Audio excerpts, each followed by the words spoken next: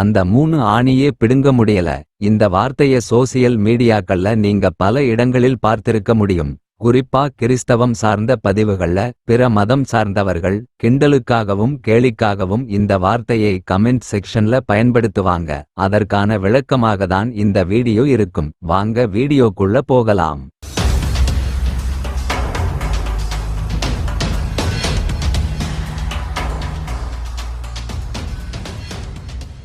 அந்த 3 ஆணியை பிடுங்க முடியல.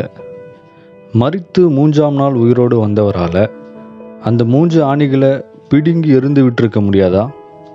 நிச்சயமாக முடியும். வெறும் 3 ஆணிகள் அவரை கட்டி போட முடியாது. அவர் இந்த பூமியில் வாழும்போது 100% கடவுளாகவும் 100% மனிதனாகவும் வாழ்ந்தார். இந்த வீடியோவை பார்க்குற உங்களுக்காகவும் எனக்காகவும், இன்னும் சொல்லப்போனால் ஒட்டுமொத்த மனித குலத்திற்காகவும் தான் அந்த ஆணிகளை பிடுங்காமல் இருந்தார். ஆமாங்க, அதுதான் உண்மை. இந்த வீடியோவை கடைசி வரை பாருங்கள். அப்போ தான் இத்தனை பெரிய தெய்வம் சாதாரண 3 ஆணிகளை பிடுங்காததன் நோக்கத்தை தெரிந்து கொள்வீங்க. முதல்ல அவர் பூமியில் இருந்தபோது எப்படிப்பட்ட அற்புதங்களை செய்திருக்காருன்னு பார்க்கலாம். கண் பார்வை இல்லாதவங்களுக்கு கண் பார்வை தெரிய செய்தார். காது கேளாதவர்களுக்கு காது கேட்க செய்தார்.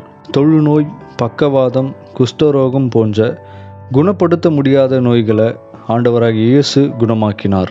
12 வருட உதிரப்போக்கு பிரச்சனை மற்றும் 38 வருட முடக்குவாதத்தால் பாதிக்கப்பட்ட பிரச்சனை ஆகிய குணப்படுத்தவே முடியாத நோய்களை ஆண்டவர் குணமாக்கினார். பிசாசினால் பிடிக்கப்பட்டிருந்த பலரையும் பிசாசின் பிடியிலிருந்து விடுதலையாக்கினார்.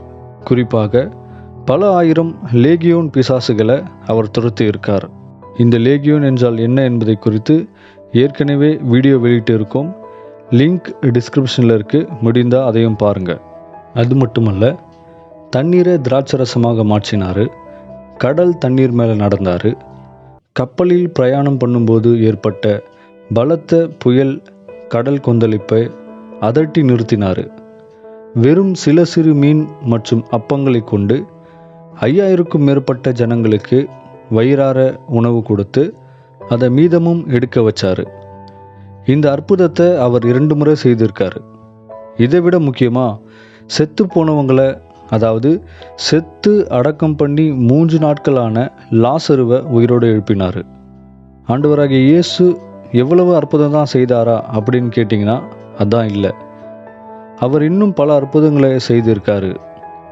யோவான் 21:25 இயேசு செய்த அற்புதங்கள் வேறு பலவும் உண்டு. அவற்றை ஒவ்வொன்றாக எழுதினால் எழுதப்படும் புத்தகங்கள் உலகம் கொள்ளாது என்று எழுதியிருக்கு. இப்படி ஆண்டவராகிய இயேசு இயற்கைக்கு அப்பாற்பட்ட பல அற்புதங்களை செய்திருக்காரு.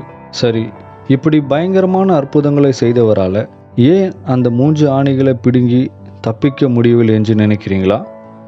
அது என்ன என்று பார்க்க தொடர்ந்து இந்த வீடியோவை பாருங்கள். நான் முன்னாடி சொன்னது மாதிரி அவர் நம்மேல் வைத்த அன்பினால் யாவற்றையும் ஏற்றுக்கொண்டார். அது மட்டுமல்ல, பிதாவின் சித்தம் செய்வதையே முதன்மையாக கொண்டிருந்தார். அது என்ன பிதாவின் சித்தம்? யோவான் 3:16 தம்முடைய ஒரே குமாரனாகிய இயேசுவை நம்புகிறவன் எவனானாலும் சரி, அவன் கெட்டு போகாமல் நித்தியமான அழிவில்லாத பரலோக வாழ்க்கைக்கு போகும்படி அந்த குமாரனாகிய இயேசுவை சிலுவையில் பலியாக கொடுத்து நம்மேல் வைத்திருக்கும் தம்முடைய அன்பை வெளிப்படுத்தினார்.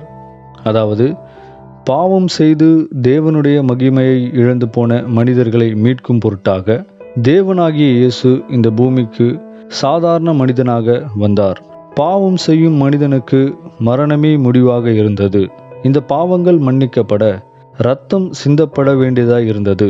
விலங்குகளை பலியிடுவதால் அதன் இரத்தம் மனிதர்களுக்கு நிரந்தர பாவங்களுக்கு மன்னிப்பை கொண்டு வர முடியவில்லை. ஆகவேதான் ஒரு பாவமும் அறியாத பரிசுத்தமான இயேசு நமக்காக மரணம் என்னும் தண்டனையை ஏற்றுக்கொண்டார்.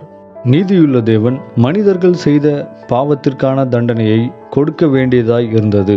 ஆனால் மனித குலத்தின் மேல் அன்பு வைத்த பிதாவானவர் தம்முடைய குமாரனாகிய இயேசுவை சிலுவையில் பலியாக கொடுப்பதின் மூலமாக அந்த தண்டனையை இயேசுவின் மேல் நிறைவேற்றினார்.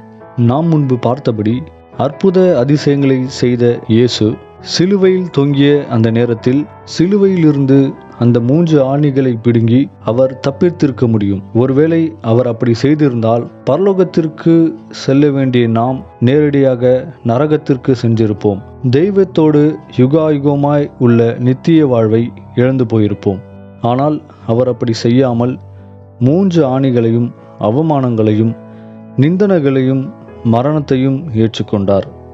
சிலுவையில் அடிக்கப்படுவதற்கு முன்னால் இயேசு தான் கூப்பிட்டால் 12க்கும் அதிகமான லேகியோன் படைகள் வந்து தன்னை கைது செய்கிறவர்களை கொல்ல முடியும், ஆனால் அதை செய்ய இந்த பூமிக்கு வரவில்லை என்று சொல்வதை வேதத்தில் பார்க்க முடியும்.